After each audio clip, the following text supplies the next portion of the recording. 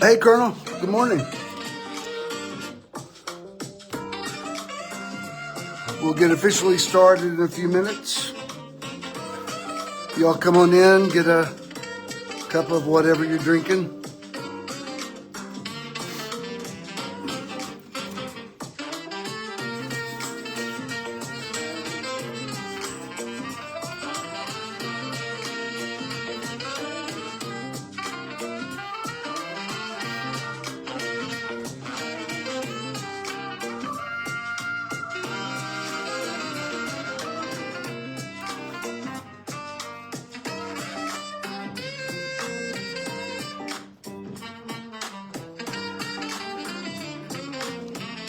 I see eyeballs popping up. Y'all come on in. We'll get started at 11:11. Come on in and feel free to say good morning. See if I can find Howie. I'm always glad when you're here. Who else is on here today? Hey, Henry. Good to see you on here. Hello, hello, hello. Welcome. Who else we got before we get officially started? Makes me want to play the saxophone again. There's one in the basement. I could go find it. I used to play. Yep, I did.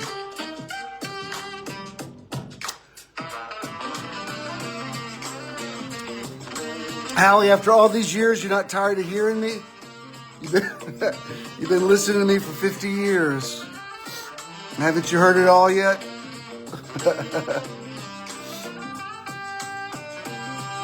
Get started in 4 minutes. Who else we got?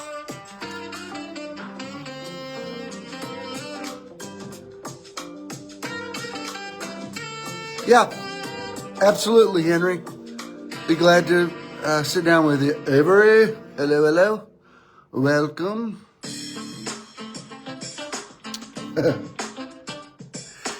looking at the title of this song. The title of this song is Mama Didn't Bring No Suitcase. That's a great title. Chuck! Wow, we got country and gospel royalty in the house this morning. Hey, Chuck, I love a lot of the stuff you've been posting. Very brave of you. Love your stuff. Leslie. Hello, hello, hello. Welcome. How's everything down in Darien? Who else we got? We start in 3 minutes. Y'all just came in for a good seat. Hey, Victor. We got Chattanooga in the house. Hello, hello, hello. Welcome. Glad to have you.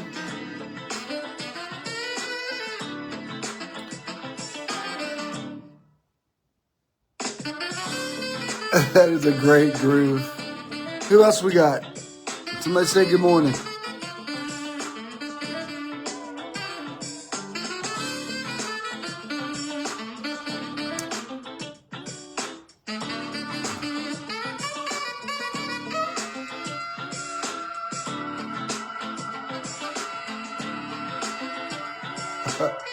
If you've never tuned in before, I get started at 11:11 a.m. I hope y'all have enjoyed. I've been doing 11:11s. What, did 3 of them this week? 3 in a row? I like that time slot. Hope that's working for everybody.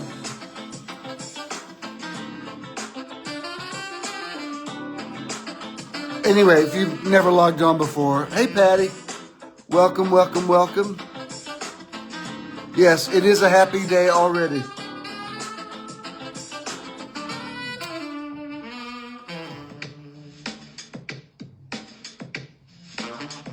Anyway, what I was saying, hey Danny, you must be on my story. I see your comment up there. This feeds into the story too. It's fine, you can watch up there too. I will see your comments up at the top.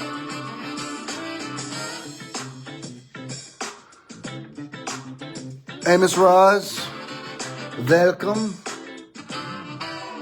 We'll get started in 1 minute.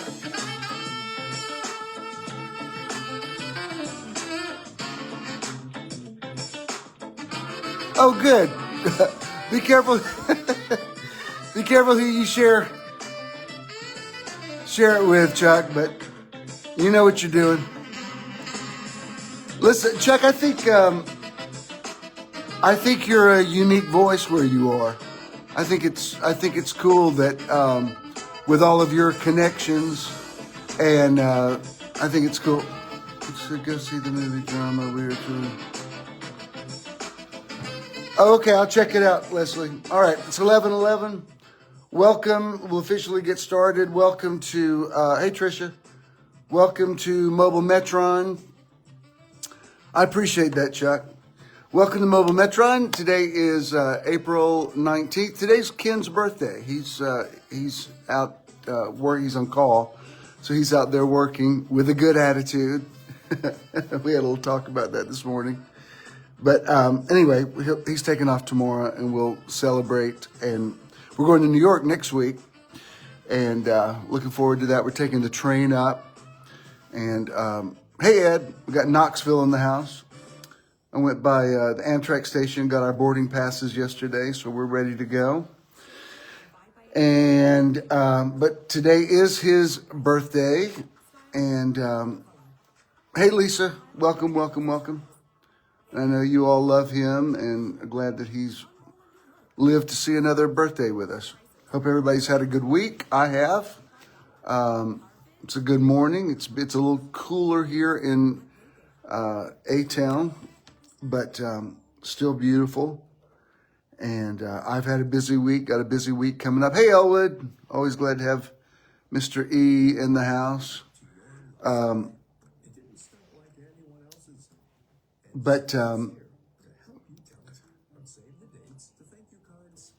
So I got an ad coming on there.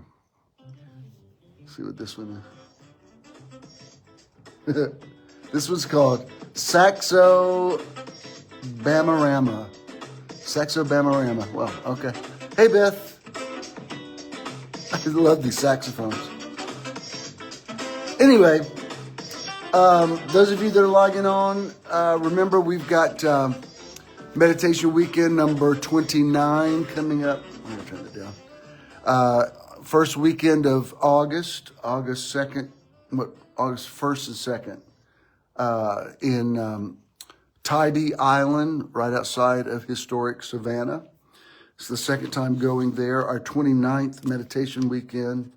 If you've never been to one of these, you really ought to come. They're amazing. If you want information, scroll up to my cover photo, and the info is in the copy. Hey, Will. Minister Will Barnes in the house. Glad to have you.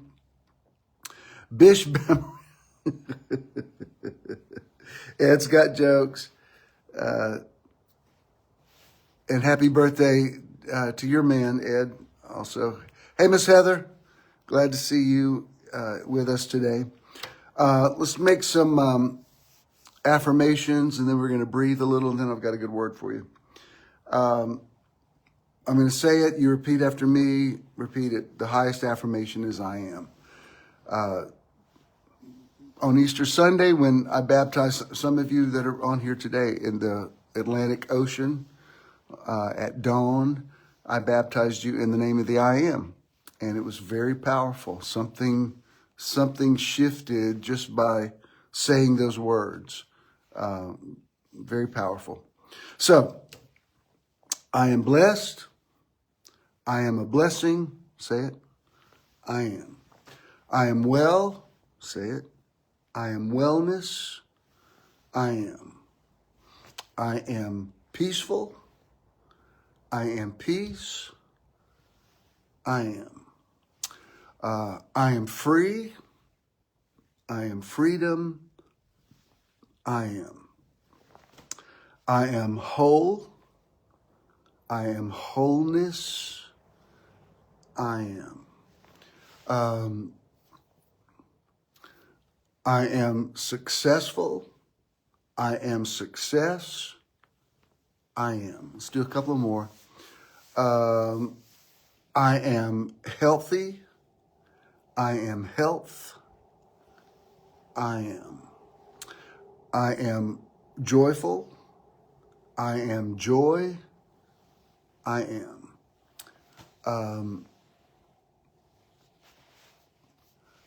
I am connected. I am connection. I am. Now let's do a little meditative palate cleanser. We're going to breathe in through the nose, hold it, and then out through the mouth. That's the best way to breathe when you meditate. We're going to go in, hold, and out. Don't just watch me breathe, participate. Inhale, exhale. Inhale, and out. Give me one more good one. Really fill up your lungs on this one. In,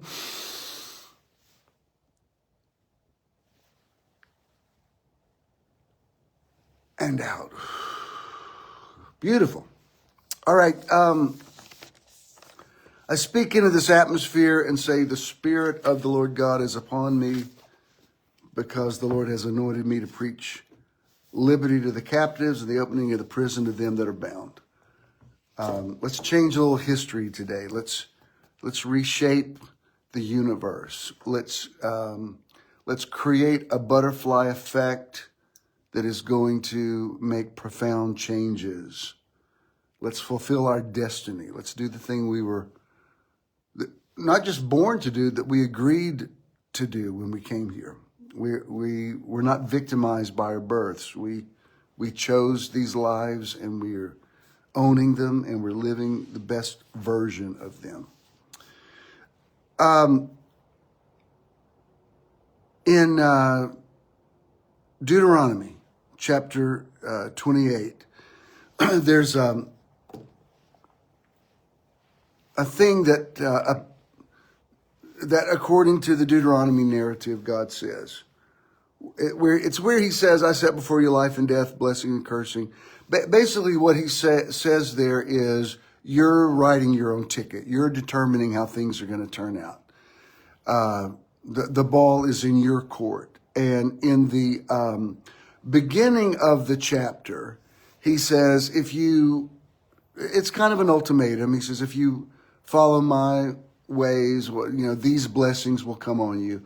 And then, and this is why you have to know how to rightly divide the scriptures, the rest of the chapter is, but if you don't, these are the curses that will come on you. And there's some funky curses listed there, which is why you have to rightly divide the scriptures. There's a lot of things that men of old said that God said that I think that's not the God that I know. But anyway, very creative curses, like I will smite thee with the botch. And I don't know what the botch is. I don't want to know. But in the beginning of it, there's some beautiful blessings. And those of you that went to Church of the Now know I used to, in nearly every service, pronouncing a part of this blessing over you, where it says, you'll be blessed when you come in, blessed when you go out, blessed in the city, blessed in the country, blessed in the basket, blessed in the store, blessed shall be the fruit of your body. Your enemies will come up before you one way and flee before you seven. And then he says this one thing, I forget which verse it is, but I love it, and I want to talk about it today in a way I've never talked about before. He says, I will make you the head and not the tail, above only and not beneath. And that's what I want to talk about. My title today, and Charles, if you're listening, my title is First Things First. That's the title I want to use.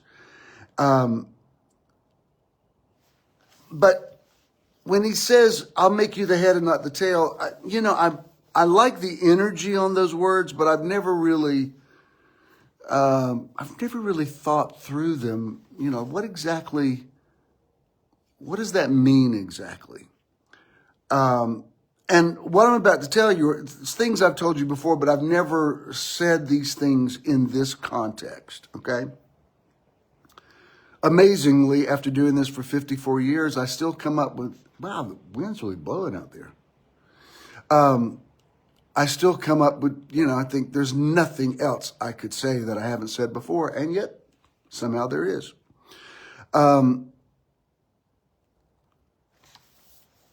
The whole concept of being the head and not the tail, above only and not beneath, to me, speaks to being being proactive instead of being reactive, not being victimized by life, understanding that life is not happening to you as much as it is responding to you. The terminology I often use is learn to be the thermostat and not the thermometer. In other words, you're setting the tone of your life. You're not in control of everything. You're not God, capital G, but you're God, little g. And that's scriptural. You're the God of your personal universe. The same way that God, capital G, spoke his, her, their, its worlds into existence. You're constantly speaking your world into existence. The same way that God holds all things together by the word of his, her, their, its power. And don't be upset that I'm saying that. I'm just telling you, Elohim means plural God. God's pronouns are they. If you want to argue about that, take it to somebody else's page. I don't argue, I block. Be advised ahead of time. I'm a blocker, not an arguer. But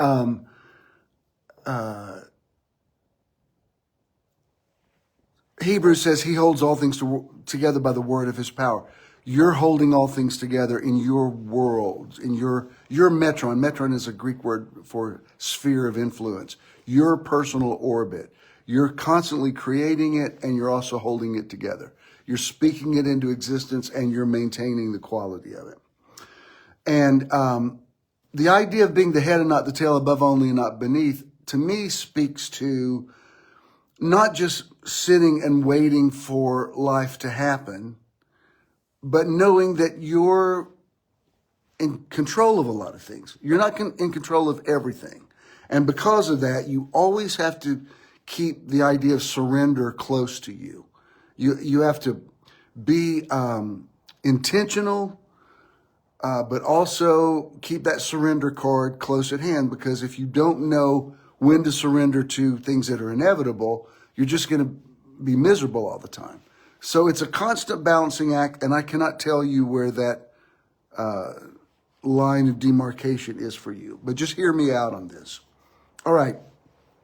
I'm going to read to you out of, I have written technically 16 books, if you count the manuscripts for School of the Bible and the workbook. I did use other sources for those things.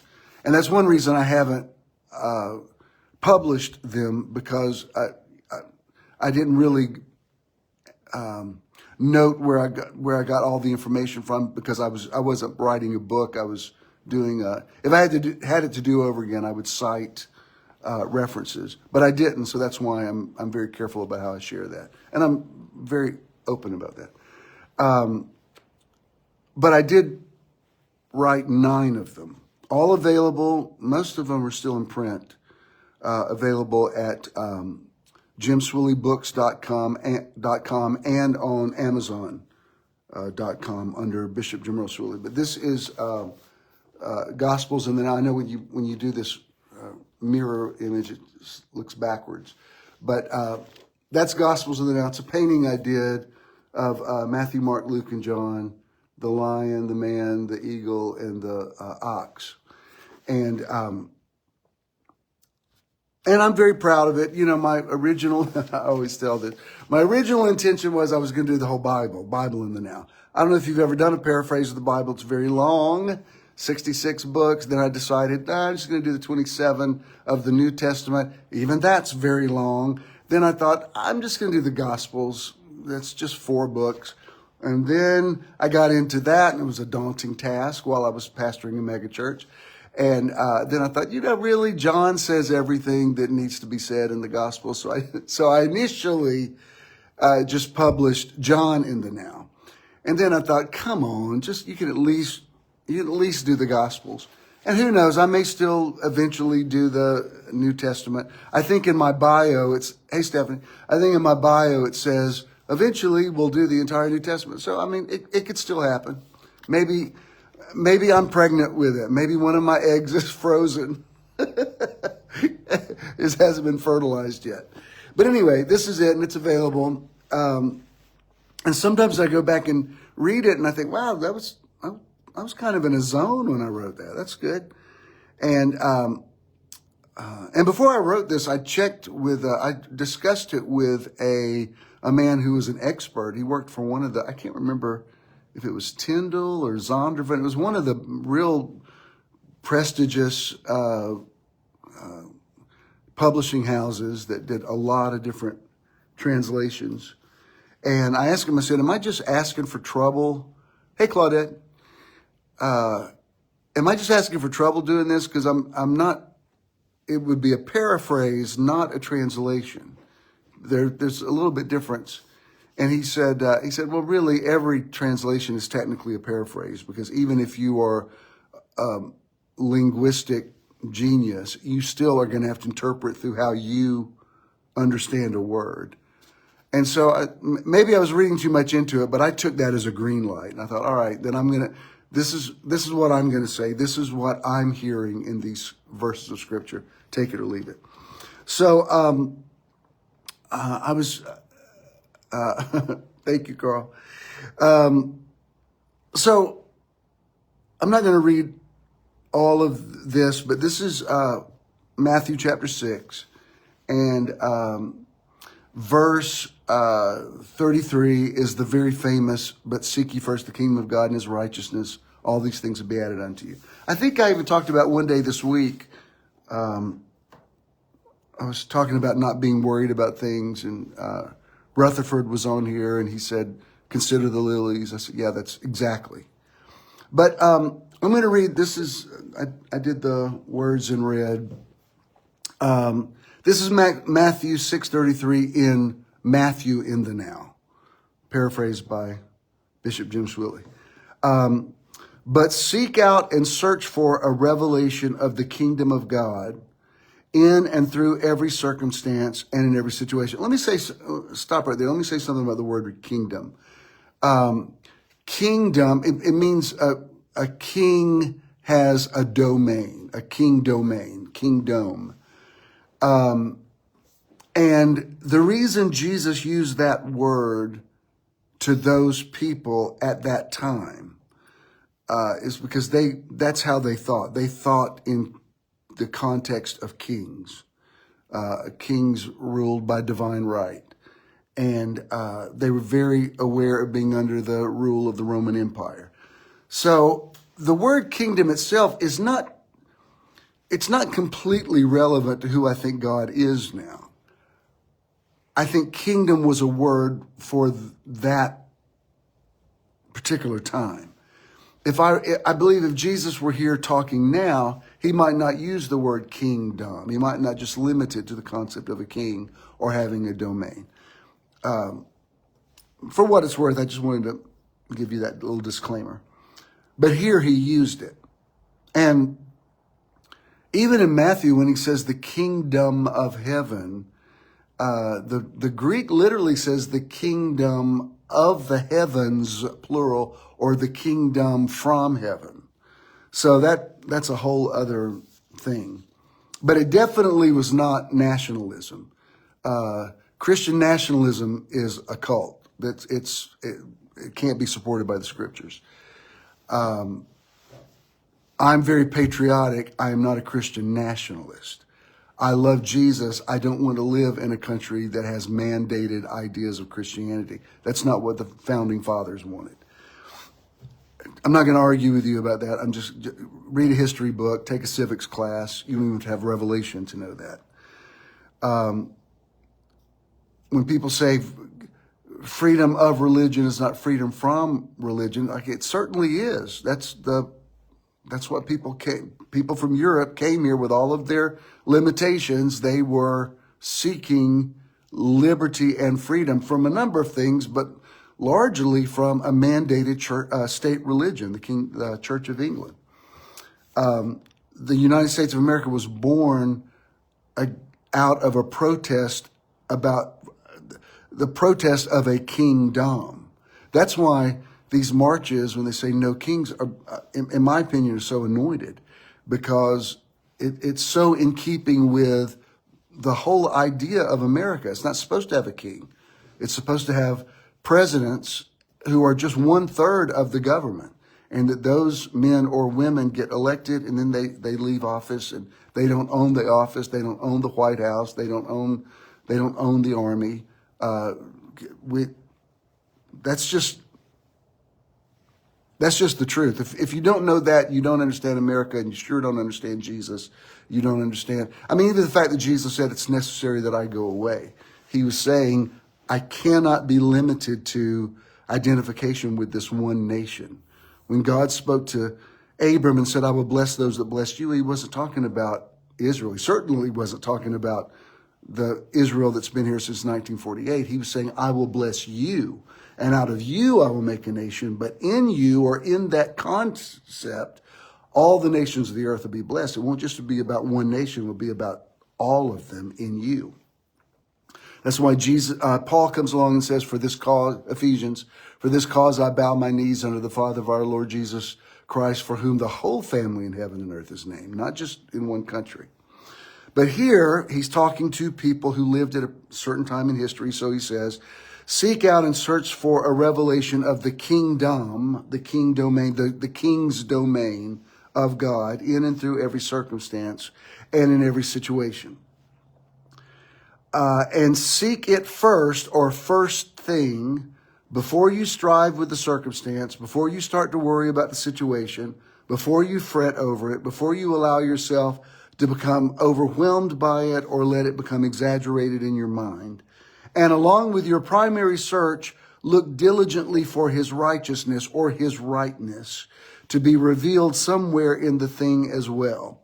When you prioritize the kingdom in this way, then you can be sure that everything in your personal world will come into order, and that all you need for your daily provision will just automatically flow into your life and will be added to you as a result of your quest.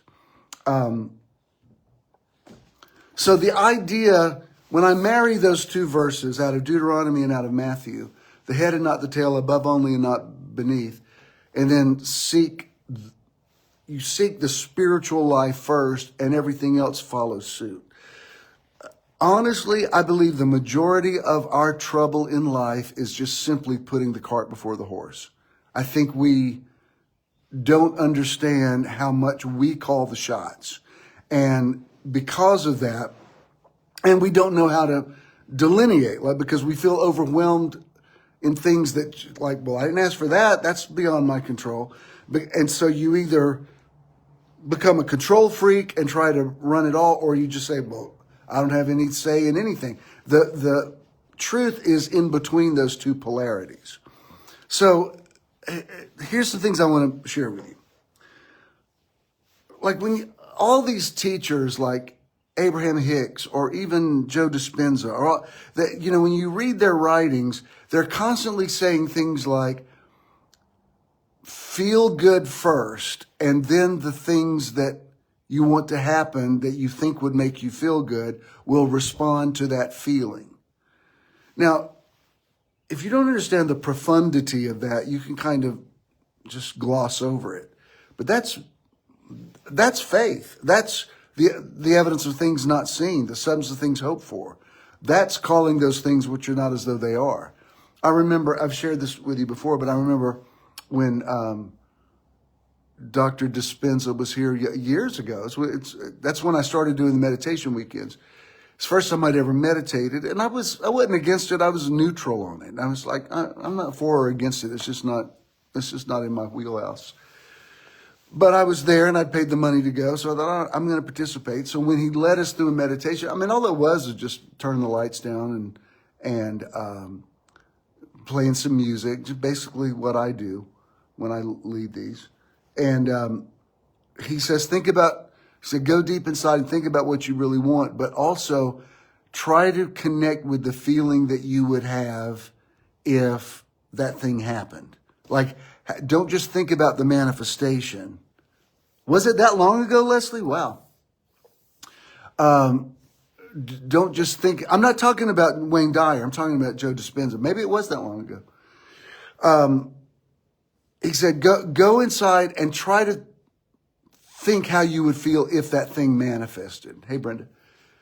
And as he was saying that, I thought, oh, Mark 11:24, believe you receive when you pray. I mean, yeah, I get that. I mean, I can't, even though I know what the scriptures aren't, and I do not practice bibliolatry, the Bible's in my bones. I mean, I can't not think. I mean, my brain chemistry has been entirely shaped by the Bible.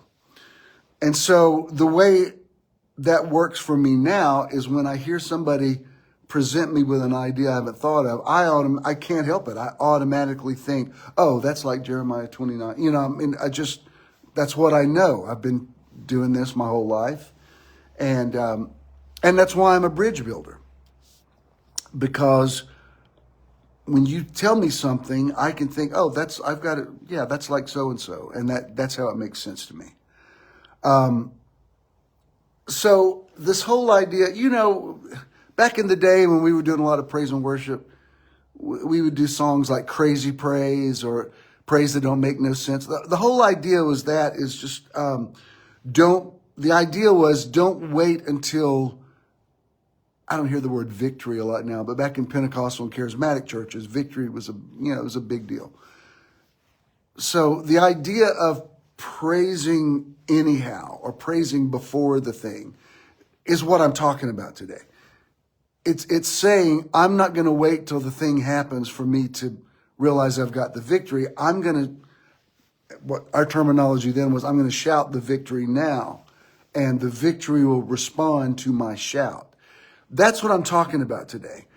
You know, if you don't get a hold of this idea that you're the head and not the tail, above only and not beneath, you'll just be trying to hang on, and you'll be trying to respond to things. And if you don't get on top of who you are, you just start spiraling down into victimization, and you go from bad news to, you know, you just get beat up by life. And then with every other bad news that happens, you're like, oh, now what? What fresh hell is this?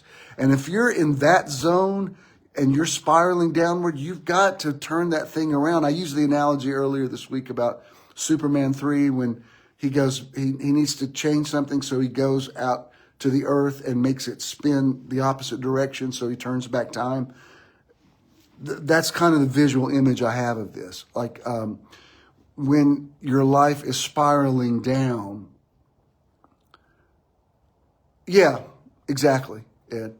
When you're spiraling down, you have to stop that. Because once you start saying things like, can't anybody help me? Can't anybody see how bad things are for me? Somebody do something. I'm going to tell you something, baby. That person's not coming because you are that person.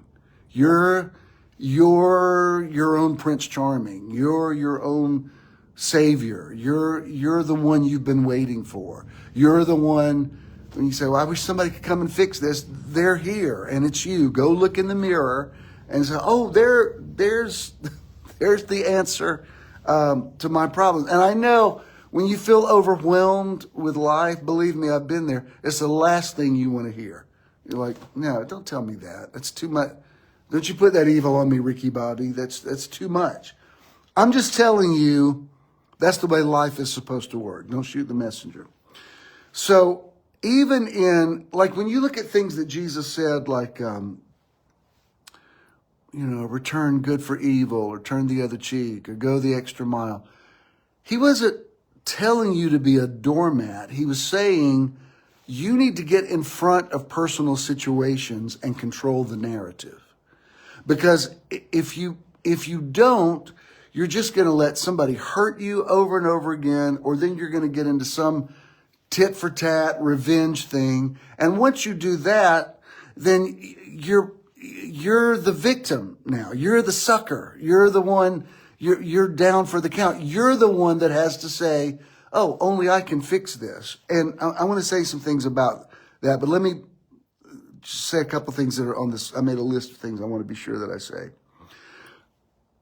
Being the head and not the tail, above only and not beneath, means it's incumbent upon you to make the first move. I remember, and I just recently had a birthday, but nearly a decade ago, when I remember when I turned 59, my kids took me out for dinner, and it was a really beautiful night, and they bought us tickets to see Jerry Seinfeld. He was at the Fox, and it was just a great, great birthday. We ate at a restaurant that was owned by one of their friends, and he also, at the time, was the proprietor of this big area called I don't know what you would call it. It was like a big open market called Paris on Ponce. When Debbie and I first bought our vintage house in Covington, we bought a lot of our antiques there. And so I remember on my 59th birthday thinking, oh man, I'm going to be 60 next year. Now that seems very young to me because I'm well down the road from there. That's why today, Ken turned 64 today, and I quoted the Beatles song. And I said, yes, I will still need you. I will still feed you when you are 64. But I remember thinking, I started to get a little, not depressed, but just, when you have that wake-up call. I know it's just a number, but when you have a wake-up call and you think, man, my 50s are about to be over. I'm going to be 60 next birthday. Again, seems very young to me now. But a decade ago, it didn't seem young. And all of a sudden, I had this vision of, man, I don't want to have some birthday party and I just don't want to do that.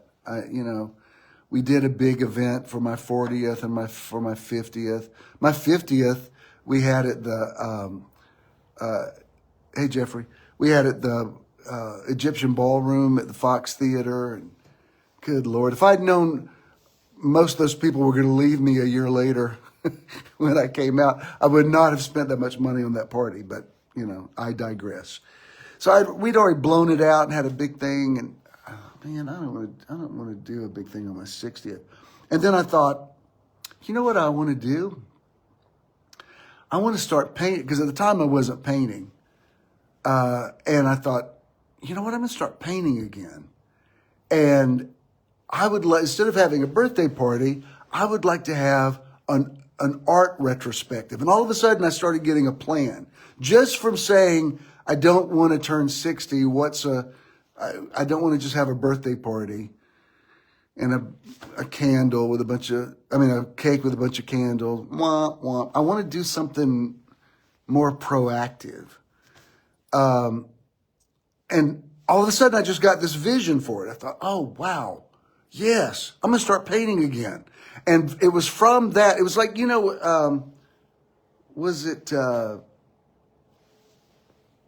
was it one of the things, the 7 Habits of Highly Successful People? Wasn't one of the tenets begin with the end in mind? I think that was that book.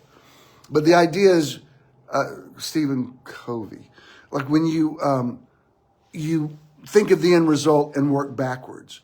And suddenly I had this vision of, yes, that's what I want to do. I don't want to have a birthday party. I want to have an art retrospective. So that means I've got to start painting. And if I start painting, I'm going to have to get a studio. And so that's why I got the studio that was in that place that was the restaurant we ate at was adjacent to. And it was like one of the happiest years of my life. I loved it because I don't paint enough to actually rent space and be responsible. I didn't want to do all that. I've been in a building program for, years and years and years. I don't want to be in charge of a building anymore. So the way it was at Paris-en-Pence was perfect for me because I could rent one of their spaces, and, Ken and Jared and Skip came in and built me a little, I just loved it. They built me a little studio area.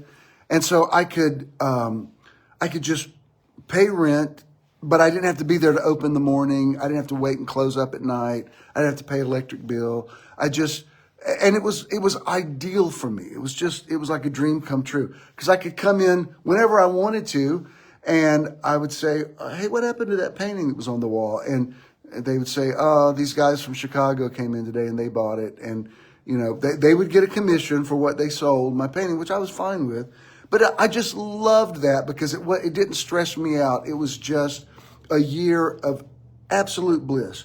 And so on my 60th birthday, so many of you were there, I sold so much artwork that night that it completely paid the rent for an entire year. And the money I made off paintings, I was able to do some things for some people, particularly family members, that there's no way I could have done otherwise. And it was a huge financial blessing, and I loved it. And I was like, now when I think back of my 60th birthday, I just remember it was great, and everything sold. There's one thing that didn't sell. It's still in the basement. Nobody wants that one. Or no, not yet. Nobody wants that one yet. But it was great. But my point is, instead of just being bummed out about getting older, I changed the energy on it. And then I started looking forward to it. It was great. Like those of you that were there know how fun that night was. It was just great. And Chandra Corelli sang, and choreology sang, and I was just great. My Howie came up and surprised me, and my kids were there. They bought me a guitar, and it's one of the happiest nights of my life. But it's because that wouldn't have happened if I hadn't looked ahead. And then another instance of that, and I know you've heard this a million times, but the last decade or more of my life has been largely taken up with taking care of my parents. I'm an only child, and they both, they both had difficulty at the end of their life. It was a hard ending for both of them. And being an only child, I had no choice. I had to take care of them, and it was a lot. I'm sorry that some people don't like that I say that, but it was. I'm not disrespecting my parents. I'm just saying it was a lot. And so when my dad passed 6 years ago, we're coming up on 6 years in 2 or 3 weeks. Ken and I had to move here in the house, and it was Romanita. I loved that night.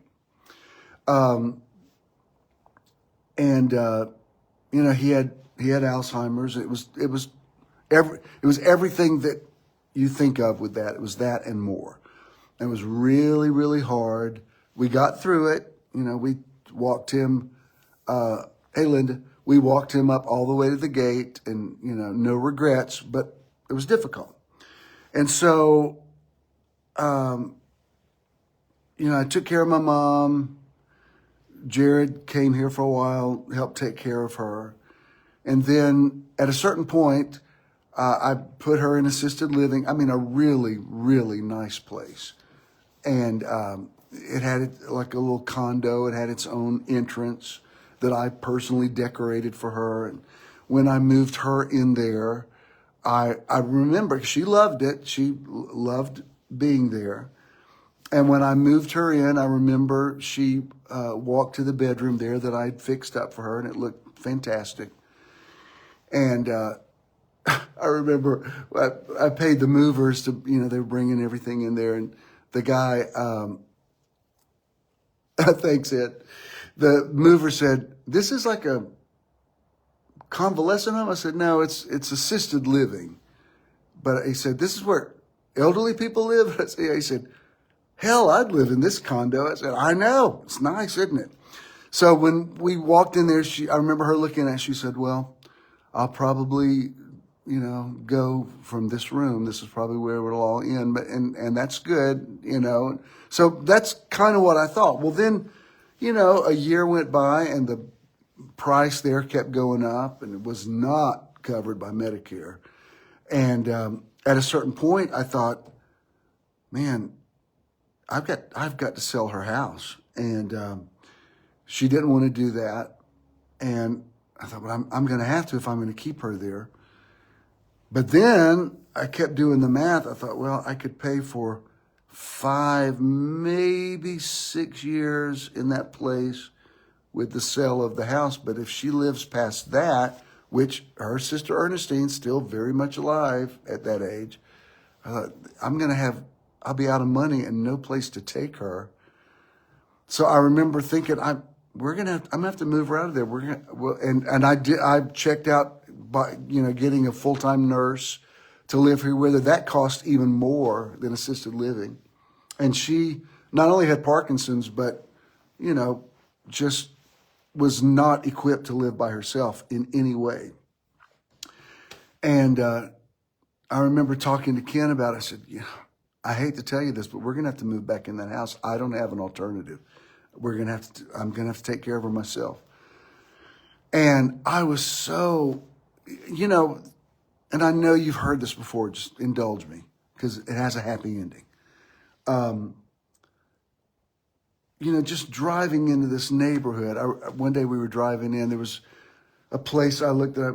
I went through a really, really bad night with my dad. That every time I would pass that place in the street, I would remember it. And I told him, I said, you're going to have to pray for me. I don't know how. I don't even want to drive back in this neighborhood, much less move back in this house. And we had this, I'll never forget it. And he said, you know what?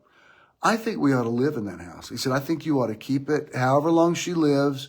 We ought to just live there and take care of her. And he started brainstorming, we could do this with the kitchen. We could do this. We could change the backyard. We could start cooking out. We wouldn't have to eat out so much. I said, I can grill, because neither of us cook.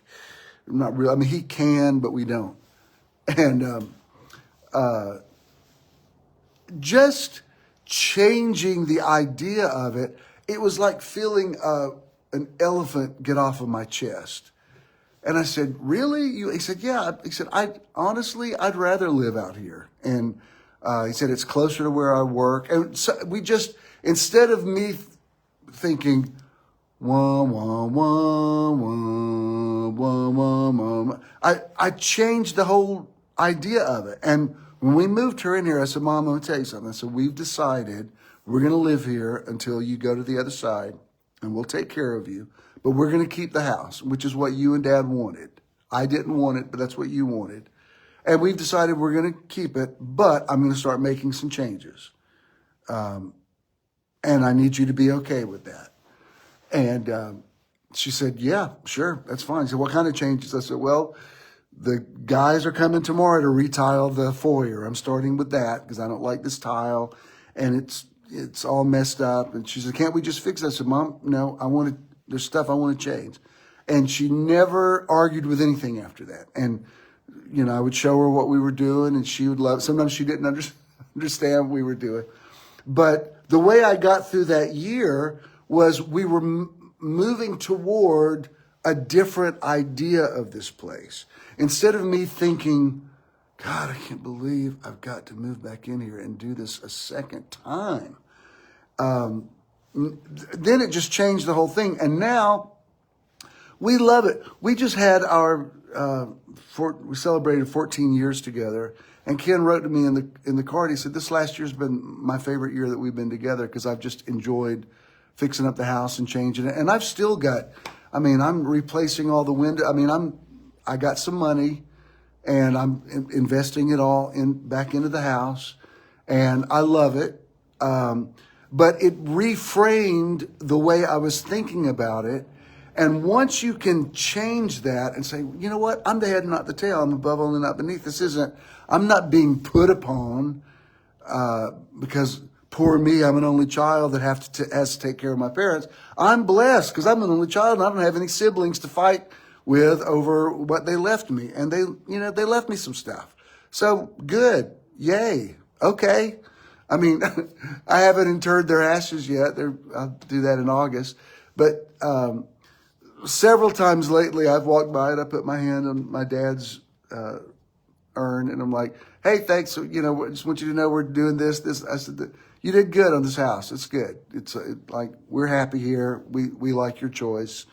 And so that's two situations in my life that I was really just sort of depressed about. And then when I changed the narrative, because I'm the head and not the tail, I sought first the kingdom of God in it. I found let me go ahead and see the rainbow now.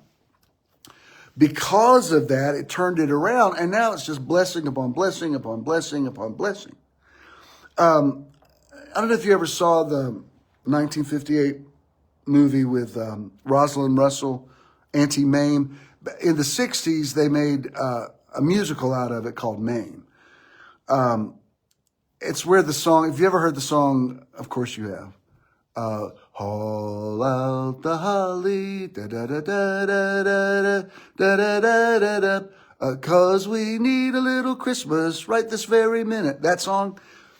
What the story's about is she has a nephew that she takes care of, and this is back this is after this is back in the 20s, after the stock market crashed. She started losing everything, and they were going through the Depression, and she had to go work at Macy's, and she was trying to sell toys to kids, and it was just a really, really bad time. And then I think, if I remember, she got fired from her job, and it was really sad. And she was coming home. She had a butler and a housekeeper, and she couldn't pay either one of them.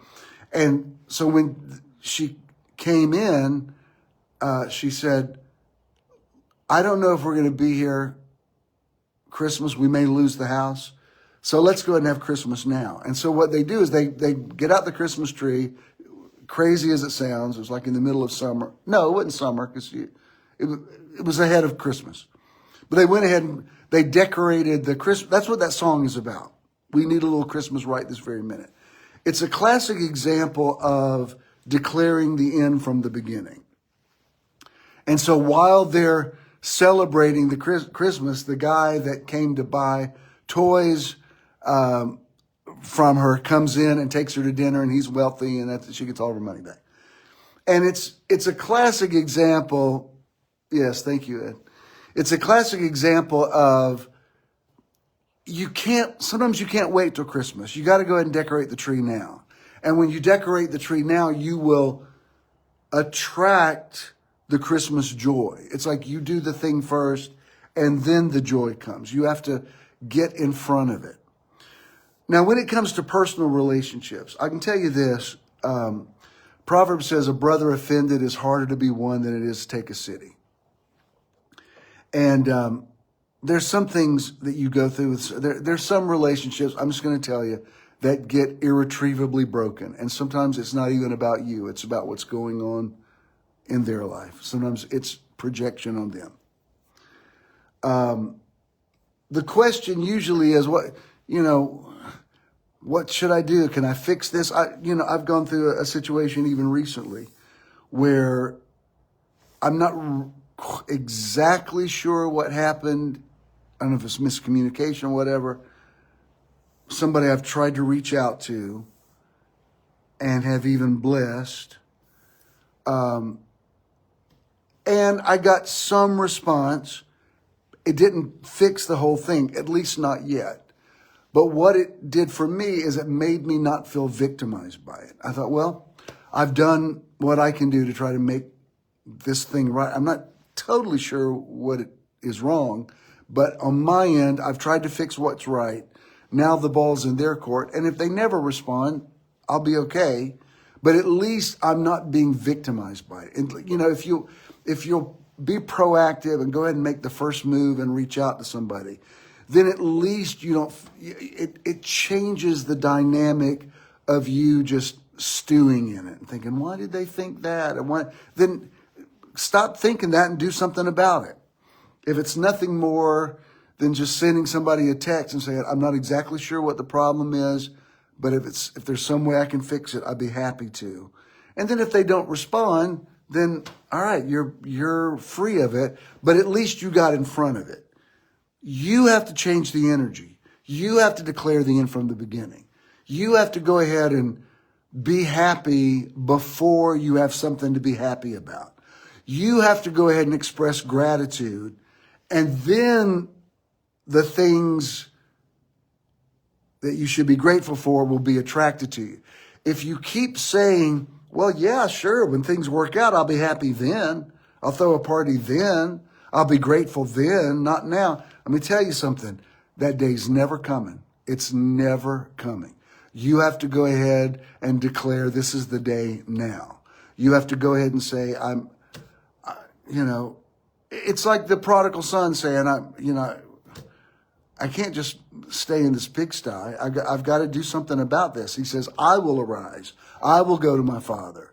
I will say to him, I'm not even worthy to be called your son. Just make me a hired hand on your estate.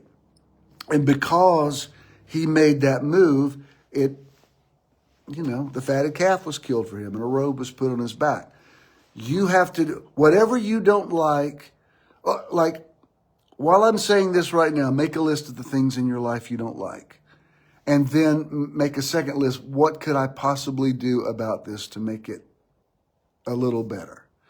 Instead of just waiting for the axe to fall, what could I do to get on top of this thing? How could I change the energy? How could I control this narrative? I'm the head and not the tail. I'm above only and not beneath. I'm going to seek first the kingdom before the stuff happens. I'm going to go ahead and get in front of it so that I'm in charge, because I'm wired to be the head and not the tail, above only and not beneath. I'm not supposed to just be trying to hang on for dear life. I mean, life is not supposed to be that difficult. So what can I do? And sometimes just the smallest, most nuanced changes in your thinking, just one little thing that you change, absolutely can start making a difference. Never despise the day of small things. Never think, well, yeah, that's not going to fix everything. Look, everything doesn't get fixed in a day. But at least if you're moving towards something, instead of being overwhelmed with debt, find something you could pay off and pay. It'll at least make you feel a little empowered to say, well, I did that. I mean, it's not going to fix the whole thing, but I did that. And I'm telling you, Jesus said, to them that have a more be given. If you just take the initiative to control your situation a little bit and not feel victimized by it, what are the things that are going on in my life that I could possibly, I can't fix it all this week, but how could I start moving toward that? The Chinese proverb is, the journey of 1,000 miles begins with one step. But it's not about that as much as it is about changing the way you think about it. Once you change the way, and this is why gratitude is so important. Once you change the way you think about a thing, like now, I'm grateful I could take care of my parents. I'm grateful it worked out this way. I'm grateful I found out I was made out of stuff. I found out I could do stuff I didn't think I could do. I could deal with legal situations I didn't think I knew anything about. I could take care of, there's a lot to somebody dying and figuring out their estate and, all the stuff you go through. I've done all of that. And I've found, well, there's people, if for something I don't know about, there's people who are willing to help you. And not everybody's a crook. And, you can find people that can help you do things you don't know how to do. And it's fine. If you don't get on top of it, it's all going to cave in on you. And you're the only one that can climb out of the hole. You're the only one who can, it's like at the end of Job, because as I always say, Job is the ultimate humanist manifesto, because at the end of the story, and it's a fable, at the end of the story, God comes to him and speaks to him out of a whirlwind, and he says, Job, I didn't do this to you, and Satan didn't do this to you. he says, deck yourself with majesty. Like, declare unto me, and I will show you how your own right hand can save you. I mean, I'm taking that verse a little out of context, but that's really what he was saying. And it says that the thing changed for Job when he did something about his situation. It says the Lord turned the captivity of Job when he prayed for his friends, and the latter of Job was greater than the beginning of Job. When people talk about, oh, I guess I'm just poor Job, not unless you've had a big happy ending. If you're just in the middle of suffering, you're just suffering. You're not relating to the story of Job. The story of Job not only turned out okay, he was better for it. I mean, honestly, it's like you have to get radical in your thinking. And when life hits you with something, it's just like, thank you, sir. May I have another? And just be that aggressive with it. Even today, it was in one of my Facebook memories. It's a meditation I wrote 5 years ago. You can see it. Just scroll up or scroll down. And it's about Jacob wrestling with whoever he was wrestling with, God or an angel or his higher self. The point is, he wrestles with this entity. And he says, I'm not going to let you go until you bless me. And there's such a principle in that. Instead of just being overwhelmed by a situation, you're the head and not the tail, above only, not beneath. Get on top of it and get it in a chokehold and say, I'm not just trying to get away from you.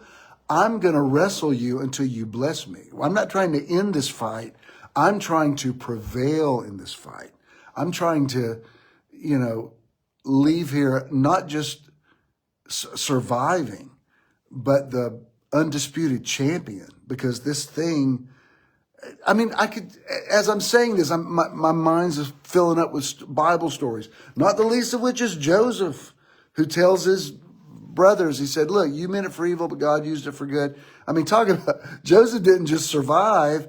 It's the ultimate exoneration. He's the Pharaoh of Egypt and saves his whole family. Because at that point, it didn't even matter. He said, look, if you hadn't sold me into slavery, we would have all died in Canaan. So it's all good. I mean, that's who you want to be. That's the head and not the tail, above only and not beneath.